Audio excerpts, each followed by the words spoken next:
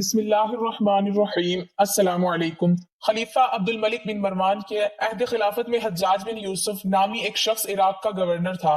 آپ اسے محمد بن قاسم کے چچا یا سسر کی نسبت سے بھی جانتے اور ایک ظالم و جابر حکمران کے حوالے سے بھی۔ یہی وہ شخص تھا جس نے حضرت عبداللہ بن زبیر کو بے دردی سے قتل کرنے کے بعد ان کی لاش کو 3 دن تک سولی پر لٹکائے رکھا، جبکہ اسی جنگ میں حجاج بن یوسف نے خانہ کعبہ پر سنگ باری کی اور عمارت کو نقصان پہنچایا۔ اس کے علاوہ ہزاروں معصوم لوگوں کو سخت سزائیں دینا اور صحابہ کرام رضوان اللہ علیہم اجمعین کی بے حرمتی کرنا اس کا سنگین جرائم میں شامل ہے۔ حجاج کی موت کے بعد جب قیدیوں کو شمار کیا گیا تو ان میں 1,20,000 مرد اور 20,000 عورتیں تھیں، اور ان میں 4,000 ایسی عورتیں تھیں جن کے جسم پر لباس نہیں تھا، اور یہ قیدی ایک ہی 4 دیواری میں قید تھے۔ قید خانے کی چھت نہیں تھی۔ جب کوئی قیدی گرمی سے بچنے کے لیے اپنے ہاتھ سے اپنے چہرے کا سایہ بناتا تو زندان کے سپاہی اس کو پتھر مارتے تھے۔ انہیں جو کی روٹی میں ریت ملا کر کھانا دیا جاتا اور پینے کے لیے انہیں کڑوا پانی دیا جاتا۔ حجاج العین بے گناہ افراد اور بالخصوص سادات کے خون بہانے کو اعزاز سمجھتا تھا۔ ایک مرتبہ اس ملعون نے روزہ رکھنا چاہا تو نوکروں کو حکم دیا کہ اس کے لیے من پسند سحری اور افطاری کا انتظام کیا جائے۔ چنانچہ اشارہ فہم نوکروں نے اس کے لیے ایسی روٹیاں تیار کی جنہیں سادات کے خون سے گوندھا گیا تھا۔ اس لعین نے اسی روٹی سے سحری اور افطاری کی۔ ملعون کو ہمیشہ اس بات کا دکھ رہتا تھا کہ وہ کربلا میں موجود نہ تھا، ورنہ وہ شمر سے بھی بڑھ کر ظلم کرتا۔ حجاج نے کوفہ و بصرہ کے درمیان شہر واسق کی بنیاد رکھی، جہاں وہ 9 ماہ سے زیادہ قیام نہ کر سکا اور 53 سال کی عمر میں انتقال کر گیا۔ ابن خلقان کہتے ہیں کہ حجاج کو عرضۂ عقلہ لاحق ہو گیا تھا۔ اس کے جسم کے اندر بچھو نما کیڑے پیدا ہو گئے۔ ایک طبیب کو بلایا گیا تو اس نے گوشت کا ایک ٹکڑا ریشم کی رسی کے ساتھ باندھا اور حجاج کو کہا وہ اس گوشت کے ٹکڑے کو نگل لے۔ حجاج نے گوشت کا ٹکڑا نگلا اور کچھ دیر بعد ریشم کی ڈور سے اس ٹکڑے کو کھینچا تو اس ٹکڑے پر بہت سارے کیڑے چمٹے ہوئے تھے۔ اللہ تعالیٰ نے حجاج کے جسم پر سردی کو مسلط کر دیا اور اس کے اطراف میں دن رات کوئلوں کی انگیٹھیاں جلائی جاتی تھی، لیکن وہ پھر بھی سردی سے چلاتا رہتا۔ اس نے حسن بصری سے اپنے درد و علم کی شکایت کی تو انہوں نے کہا میں نے تجھے بے گناہ افراد اور بالخصوص سادات کے قتل سے بارہا منع کیا تھا، لیکن تو باز نہ آیا۔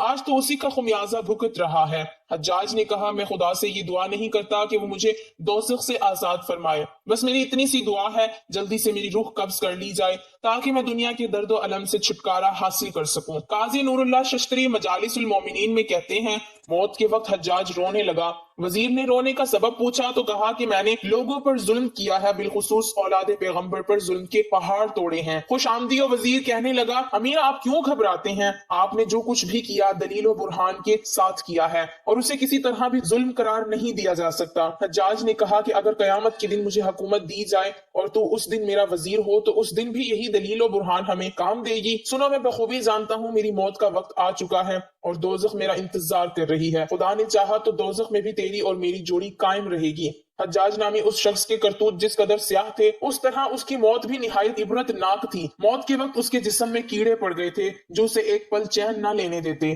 اس کے ساتھ ساتھ اس کے جسم پر شدید سردی مسلط کر دی گئی۔ کئی انگیٹھیاں حجاج کے جسم سے ایسے مس کر کے رکھ دی جاتی کہ اس کی جلد جھلس جاتی لیکن سردی ختم نہ ہوتی۔ یہ تو تھی موت کی سختیاں، لیکن حجاج کی زندگی میں ایک واقعہ ایسا بھی ہوا جس نے اس غرور و تکبر کے پتلے کو زمین پر دے مارا۔ اس زمانے میں نعمان نامی ایک شخص کی انتہائی حسین و جمیل بیٹی تھی۔ اس لڑکی کا نام ہندا تھا۔ وہ ہندا نہیں جو سید الشہداء حضرت حمزہ کی شہادت اور پھر آپ کے جسم مبارک کی بے حرمتی میں ملوث رہی تھی۔ یہاں جس ہندا کی بات ہو رہی ہے وہ ایک غریب لڑکی لیکن اپنے حسن و جمال میں بے مثال تھی۔ کہا جاتا تھا کہ پورے ملک عرب میں اس کے جیسی خوبصورت عورت نہ تھی۔ حجاج نے جب اس لڑکی کی شہرت سنی تو اس کے دل میں اسے دیکھنے کا اشتیاق پیدا ہوا، سو اس نے اپنے کارندوں کی مدد سے ہندا سے ملاقات کی صورت پیدا کر لی۔ جب حجاج کی نظر ہندا کے چہرے پر پڑی تو وہ پہلی ہی نظر میں اس کا عاشق ہو گیا۔ جہاں دیکھتا اسے اپنی محبوبہ ہندا کا چہرہ نظر آتا۔ چنانچہ حجاج نے ہندا کو حاصل کرنے کی کوششیں شروع کر دیں۔ جلد ہی 2 لاکھ درہم کی عوض ان دونوں کا نکاح ہو گیا اور ہندا حجاج کے محل میں آ گئی۔ شروعات میں حجاج ہندا پر جان نچھاور کرتا اور ہر طرح سے اس کی آسائش کا خیال رکھتا۔ ہندا کسی دولت مند گھرانے سے نہ تھی۔ حجاج سے نکاح کرنے کے بعد وہ دولت میں کھیلنے لگی اور اسے ہر طرح کا سکون میسر آ گیا۔ دن گزرتے رہے رہے۔ رفتہ رفتہ حجاج کا غصۃ المزاجی اور ظالمانہ خصلت اس کی محبت پر غالب آ گئی۔ اب وہ ہندا سے بھی اس طرح پیش آنے لگا جیسے دوسرے لوگوں سے سلوک روا رکھتا۔ حجاج کے اس رویے سے اب ہندا رنجیدہ رہنے لگی۔ آہستہ آہستہ اس کے دل سے حجاج کی محبت ختم ہونے لگی اور وہ حجاج کو اپنے لیے ایک مصیبت خیال کرنے لگی۔ ادھر حجاج اسے ہر وقت رنجیدہ دیکھ کر اور زیادہ سختی سے پیش آنے لگا۔ جب حجاج کا دل ہندا سے بالکل اکتا چکا تو اس نے انتہائی ذلت کے ساتھ عبداللہ بن طاہر کے ذریعے 2 لاکھ درہم ہندا کے پاس بھیجی اور کہلا بھیجا کہ میں نے تجھے طلاق دی، تیرے مہر کے 2 لاکھ درہم تجھے بھجوا رہا ہوں، اب جہاں تیرا جی چاہے چلی جا۔ ہندا نامی یہ عورت صرف اپنے حسن و جمال میں ہلاسانی نہ تھی بلکہ اپنی سیرت فصاحت و بلاغت اور غیرت و حمیت کے لحاظ سے بھی بہت اونچی تھی۔ جب اس نے عبداللہ بن طاہر کی زبانی یہ پیغام سنا تو فوراً بول اٹھی، اے قاصد تیری زبان مبارک ہو، تو نے مجھے بڑی جان فضا خوشخبری سنائی۔ میری خوش قسمتی اس سے زیادہ کیا ہو سکتی ہے کہ میں نے ایک بد مزاج اور خون خوار انسان کی قید سے رہائی پائی۔ یہ 2 لاکھ درہم جو اس نے میرے لیے بھیجے ہیں اس خوشخبری سنانے کی عوض میں تجھے بخشتی ہوں کہ میری طرف سے تیرا انعام ہے۔ طلاق کے بعد ہندا اس محل کو چھوڑ کر اپنے آپ سے گھر چلی گئی۔ قسمت کا کرنا ایسا ہوا کہ کچھ دن بعد خلیفہ عبد الملک بن مروان نے اسے نکاح کا پیغام بھیجا جس پر ہندا نے انکار کر دیا۔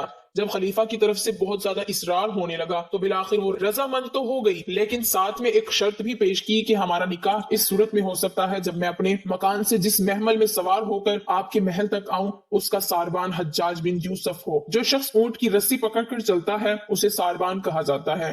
خلیفہ نے یہ شرط قبول کر لی اور اسی خط کی پچھلی جانب لکھ بھیجا کہ حجاج حاکم کوفہ اس حکم کی تعمیل کرے۔ حجاج نے جب یہ رکا پڑھا تو وہ دم بخود رہ گیا، مگر اس کی کیا مجال تھی جو خلیفہ کے حکم سے سرتابی کرتا۔ لاچار وہاں سے روانہ ہو کر ہندا کے مکان پر آیا۔ ہندا اور اس کی سہیلیاں جب اپنے اپنے محمل میں تھی تو حجاج اپنی پوری پوشاک کے ساتھ محمل کے قریب آیا اور ساربانوں کی طرح پا برہنہ اونٹ کی مہار پکڑ کر پیدل چلنے لگا۔ ہندا کے ملازم اور اس کی سہیلیاں تمام راستے اسے چھیڑتے رہے مگر وہ خاموش چلا جا رہا تھا۔ جب شاہی محل قریب آیا تو ہندا نے اپنی سواری پر سے ایک سونے کا سکہ قصدن پھینک دیا، ساتھ ہی حجاج کو آواز دی، اے ساربان ہمارا ایک چاندی کا سکہ زمین پر گر گیا ہے، اسے اٹھا دو۔ حجاج نے مہار روک لیا اور سکہ اٹھایا تو وہ چاندی کا نہیں بلکہ سونے کا تھا۔ بولا، حضور یہاں چاندی نہیں بلکہ سونے کا سکہ ہے۔ ہندا نے اس کے ہاتھ سے وہ سکہ لیا اور اپنی سہیلی سے کہنے لگی، یہ میری قسمت ہے کہ میرے ہاتھ سے چاندی کا سکہ گرا لیکن بعد میں وہی سکہ سونے کا بن گیا۔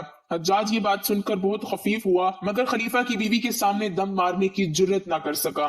کہتے ہیں کہ ایک عورت سے ذلیل ہونے کا دکھ حجاج بن یوسف کو اس کی ساری زندگی ستاتا رہا۔ ہماری دعا ہے کہ اللہ تعالی ہمیں ظلم سے بچائے اور لوگوں کے ساتھ حسن و سلوک سے پیش آنے کی توفیق عطا فرمائے، آمین ثم آمین۔